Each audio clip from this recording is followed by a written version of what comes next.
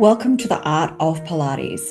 I'm Louise Taube, principal trainer. I am a studio owner and a Pilates teacher, and I train teachers as well. If you'd like to connect with me, you can visit my website for teachers at taubepilates.com. If you're wanting to check out my studio, it's louisetaubepilates.com. And if there's a topic on the podcast that you'd love to hear about, please let me know. Also, with aging, I've noticed my knees do not like kneeling down on hard surfaces.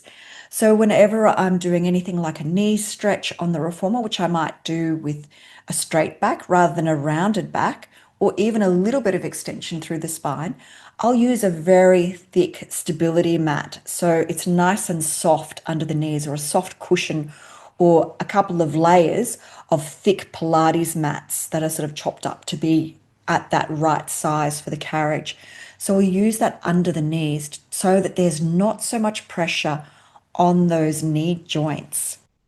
Things like the scooter, rather than having the back leg stretching and bending in, I'll keep the back knee straight and then just bend and stretch on the standing leg. And that tends to take a lot of the pressure out of that back knee, which I find just grinds away in activities such as the scooter. Doing exercises that lubricate the joints. So it's really important to do the footwork to get that synovial fluid moving through those knee joints. That's absolutely essential. Things like the kneeling thigh stretch or Eve's lunge on the reformer, rather than having the foot up on the foot bar, which creates a sharper angle at the underneath knee, having that foot down on the standing platform has two great things about it. Number one, the client will be able to stay in a more upright position, but also there's less loading in that knee that's on the carriage. So it feels much more comfortable for people who do have a little bit of knee joint pain or knee arthritis.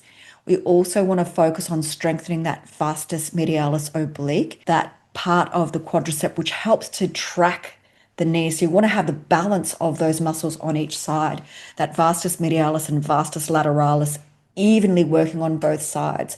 And it's that VMO that tends to wither if there is any knee pain. So trying to strengthen that vastus medialis oblique becomes really important. So I do like to do some supine exercises with the straight leg lifts to strengthen that VMO. Small range pulses on the reformer just with a light spring can really help to lubricate the knee joint and target that VMO. Also calf raises on the Wonder Chair, that's really helpful as well, because when you think of that gastrocnemius that crosses over the back of the knee, so having that calf muscle strong becomes integral to supporting that knee joint as well. Also, with our active aging clients, you don't want to just have them in the studio lying down on their back. Studies show that supine work is very low osteogenically, which means it doesn't build bone at all. And in some cases, if that's the only thing you're doing, your bone density will reduce. So it's almost the same as swimming in a pool. Gravity is taken away. People who swim need to actually do some other type of bone building activity so that their bones do not become osteopenic. So you want to have some type of bone building activity which is in a more upright position under load to build the bones through the spine and the hips especially. So supine work, doing a whole session of supine work, lying on the reformer, lying on the Cadillac, doing the mat work will not help our active aging clients in terms of posture, functional movement, balance, gait, reaction time. We've got to get them upright to get them in more of those functional positions so that they are able to put their bones under a little bit of load. So lying flat is not going to do it. So if you're just doing lying footwork on the reformer, that will not build bone. You've got to do maybe footwork sitting on the chair or footwork standing, as in squats. Also, I've noticed a lot of my active aging clients, they start to get a little bit stiff through the neck. And quite often with that increase in kyphosis, they'll need more support for their head so that they're not in an uncomfortable tipped back position through their head. So if they do have quite a large kyphosis, I might even need two pillows under their head for the supine work. I also like to do a little bit of head nods and rolls. So I'll get a chi ball underneath the head and then just gently roll the head left and right, up and down, circles, figure of eights, and infinity signs. So we're really starting to mobilize the neck. We're lubricating all those little joints in the neck. So getting that synovial fluid going through the neck with that gentle mobility supported by that chi ball. I also like to do some neck stretches such as chin tucks to try and keep that good placement through the neck and shoulders. And I will actually also do a little bit of neck strengthening exercises with a magic circle. So I might use that to the side of the head. So you're working really isometrically the neck muscles. So to the side of the head, to the front, to the back, and then the circle under the chin. So you're practicing lifting the circle up with the one handle under the chin, one handle you're pushing up. So the neck muscles are working those deep neck flexors without actually moving the joints into that neck flexion, but you're strengthening those neck muscles without flexing through that cervical spine. So that's my preferred way to strengthen the neck muscles. I tend to avoid doing chest lifts or half curls. If I do something like that, what I'd prefer to do is have a chi ball under the thoracic spine and focus more on extending back over the chi ball and then coming back just to a straight line. So I'm avoiding that neck flexion, especially if there is osteoporosis in the neck. And some of my active aging clients do have compression fractures in their neck from osteoporotic compression fractures within the neck. Also, going back to music again, I love to play music in the studio because it does feel relaxing, but I'll hark back to music from eras gone by that I find really soothing and relaxing. So a little bit of jazz, but not too loud. So it's not that body pump type of class or anything high intensity.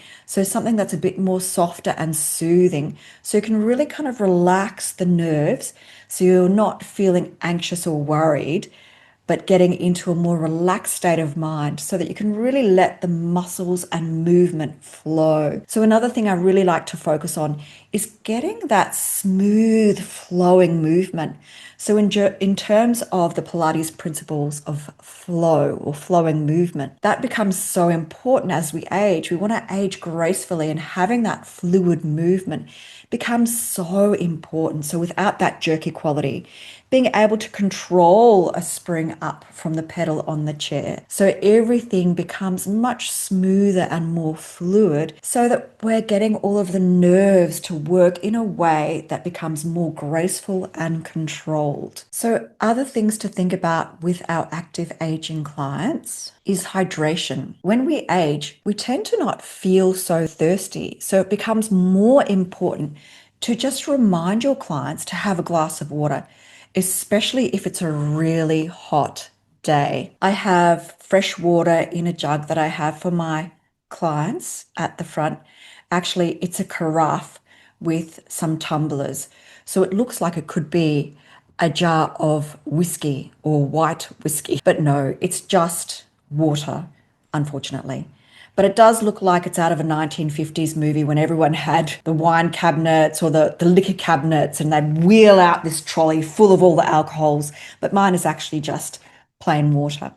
So it's great to encourage your clients to drink water before, during, and after their session because staying hydrated is absolutely essential. Making sure your clients are wearing grip socks in class. If they cannot wear grip socks, some of my clients actually need to wear shoes in class because of their feet. So they prefer to wear shoes, and I don't stop them from wearing the shoes, even though I have a policy of wearing grip socks in the class, because this can help them with their foot posture. And as I said before, it's really important to have that long, slow warm up, but you also want to have a long, slow cool down as well.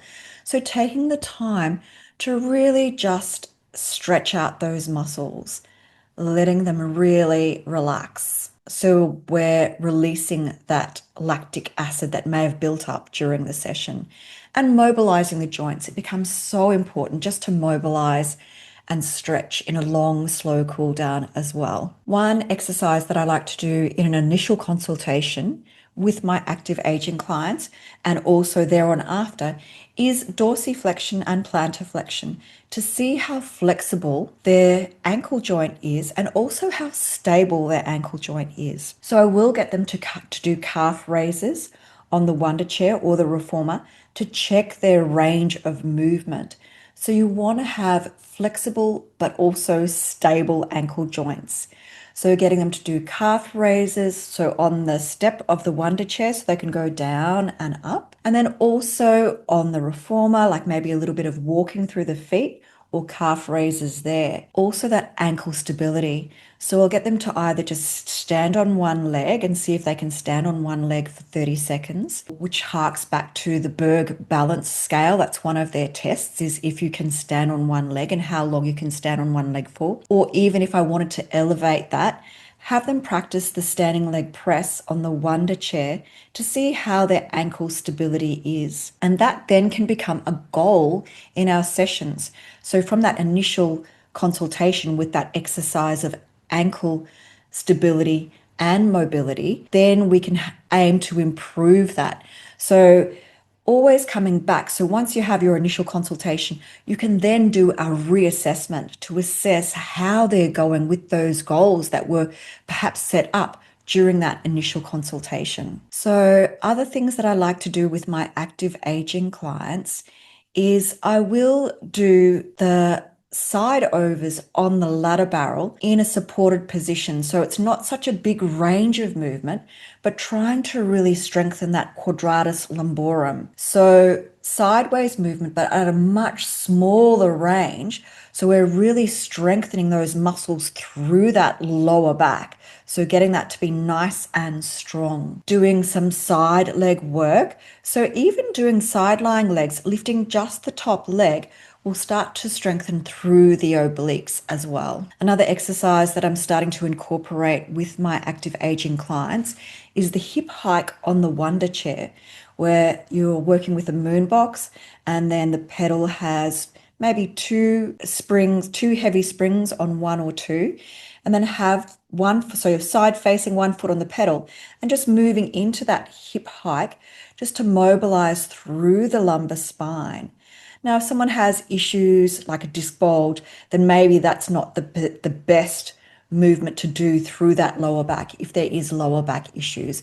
But that can be a great way just to challenge balance a little bit and just see the mobility through that lumbar spine into that lateral flexion. But strengthening into lateral flexion at a small range with the support of the barrel can help to really get that core strong without going into spinal flexion. So avoiding spinal flexion to strengthen the abdominals, but rather strengthening the abdominals into lateral flexion, but at a much smaller range. So you're not going all the way out to the end range with that. And now a word from our sponsor, Taube Pilates. If you're interested in moving well and staying strong as you age, I've created an active aging ebook just for you. This 28-page guide is designed for adults 60 plus, Pilates clients focused on healthy aging, and Pilates teachers focused on working with older bodies. Inside, I share 8 essential exercises to support strength, confidence, balance, posture at any age. You can download it free in the link in the description. Move well, live strong. So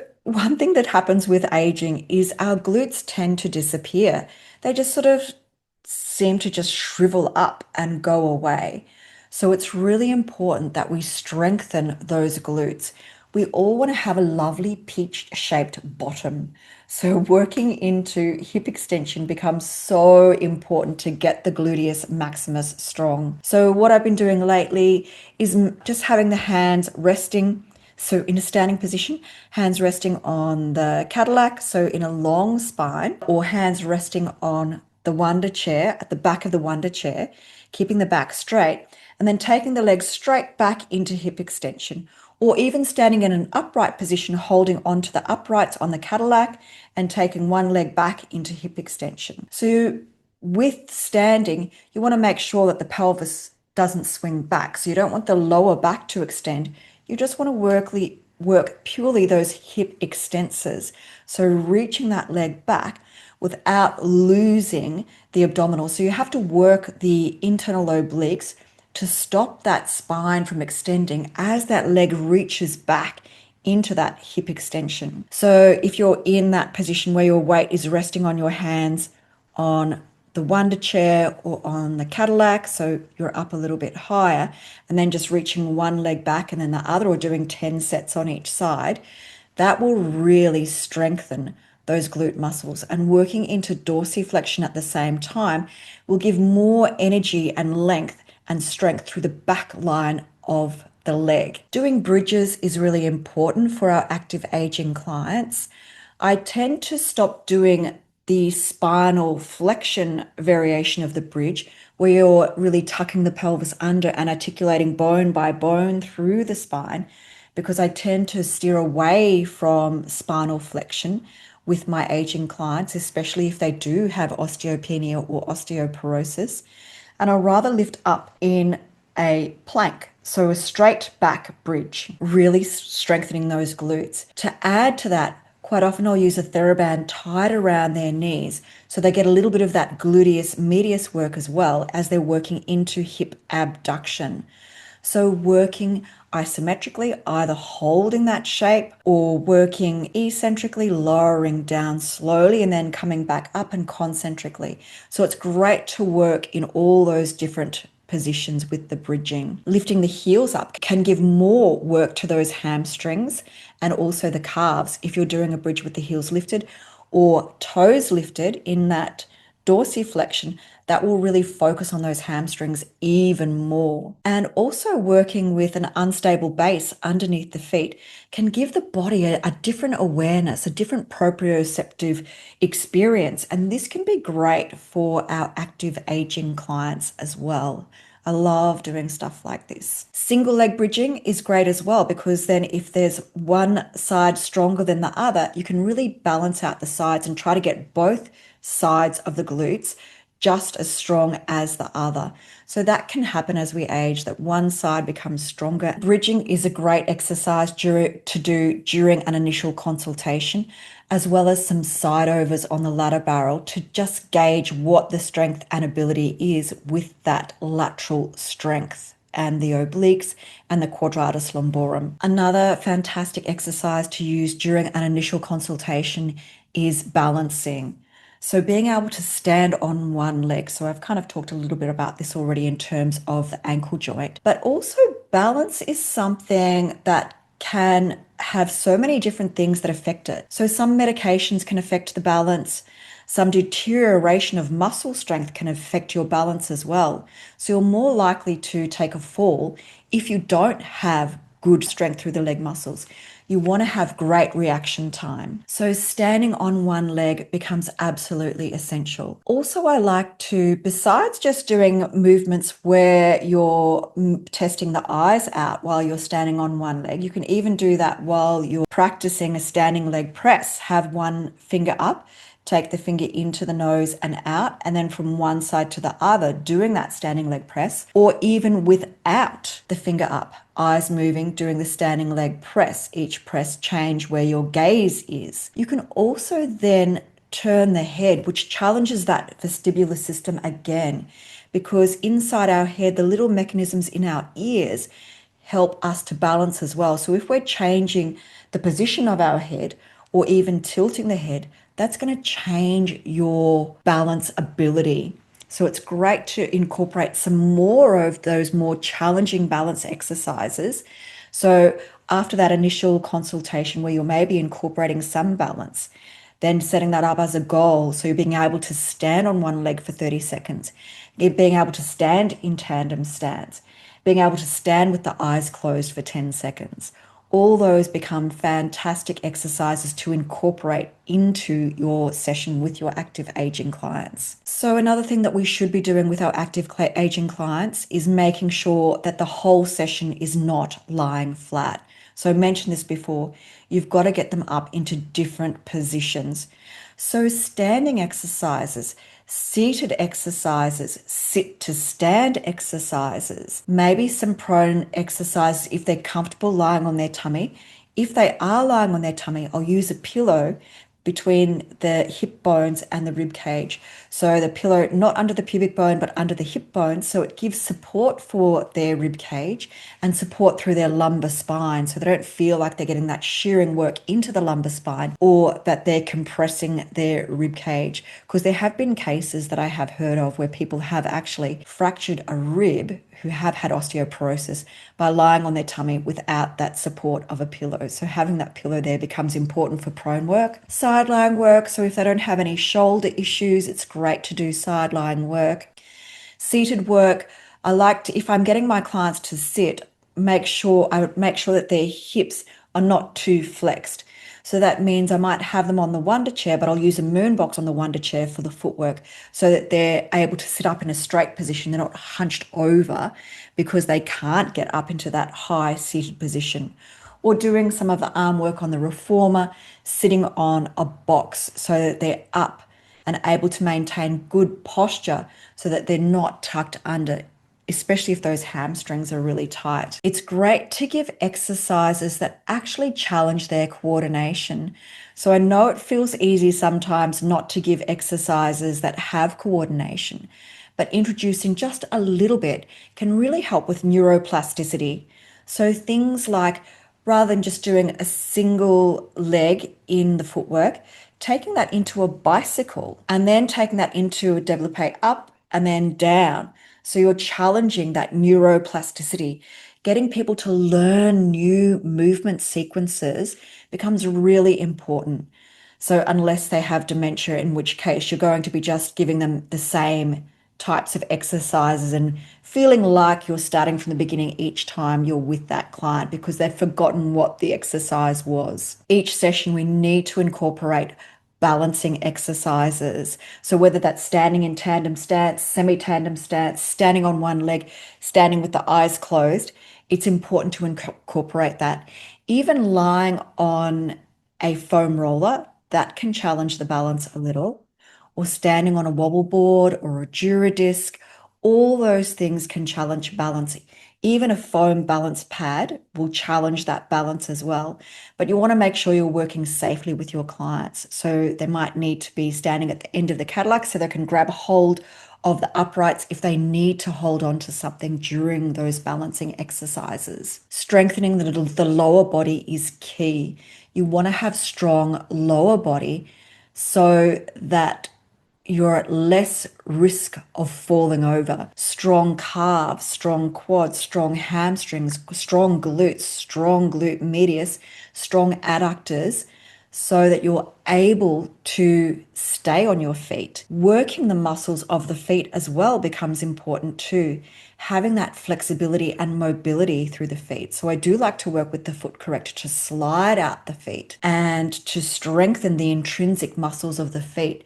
So having supple, but also stable joints through the feet becomes really essential as we age. So practicing tightrope walking, that's a really fantastic exercise to do to practice balance. Another exercise that's great for balance as well is the quadruped. So where you're reaching the opposite arm and leg away, that's going to challenge the balance. And that's a fantastic exercise as well to strengthen the gluteals. So you're strengthening that gluteus maximus on the leg that's pressing back and the gluteus medius on the stabilizing leg. So that becomes really important if your clients are able to maintain that position through the hands and the knees. Some people's shoulders might not be up to it. Oh, and some people's knees as well. And also another great balance challenge might be to do the side lying double leg lifts, where you're lifting both legs up and down in that side lying position. So this is fantastic again for strengthening that glute medius and the obliques. So you're really getting a strong core workout as well as a strong leg workout and challenging the balance. Once people are able to lift both legs, then you can even try floating the top arm up. So you're challenging that balance further. Even doing a bridge with a duradisc under the feet can challenge that proprioception through the feet, and it becomes a fantastic balance challenge. So if you're interested, I have a fantastic active aging course which has 15 CECs with the Pilates Association of Australia. So I'm very proud that it's been credited with that. I also have other courses as well. So earn your CECs with me. So all of my courses are online, but I do from time to time schedule in tutorials. So once you've purchased any of my online courses, there will be tutorials coming up in the future. So you can join those at any time, no matter how long ago you've purchased that course. Please connect with me on Facebook at Taube Pilates, Twitter at Taube Pilates, YouTube at Louise Taube, Pinterest at Taube Pilates, LinkedIn at Louise Taube, and Instagram at Taube Pilates. Oh, and one more thing I wanted to mention. WHO, the World Health Organization, the main movement that WHO has a whole thing around active aging. So WHO actually invented the term active aging, and one of their categories or one of their definition of variables with active aging was grip strength. So within my classes, I try to include grip strength exercises, whether that's holding a softball or a little bit of putty, doing footwork while strengthening the grip becomes important, or doing the standing leg press, strengthening the grip, or feet in straps, strengthening the grip, or bridging, strengthening the grip. So doing something else that actually incorporates getting the grip to be stronger becomes absolutely essential with active aging as well. Thank you so much for joining me, and hopefully I'll see you again. Bye. Thank you so much for listening to Art of Pilates. I'm your host, Louise Taube, principal trainer as recognised with the PAA, studio owner and Pilates teacher. To stay connected, please subscribe to my mailing list via my website, taubepilates.com. And if you've loved this show, please give me a review. I'd love a Facebook review or a Google review. It really helps to support me and my business and this podcast. See you next time, and keep moving with intention.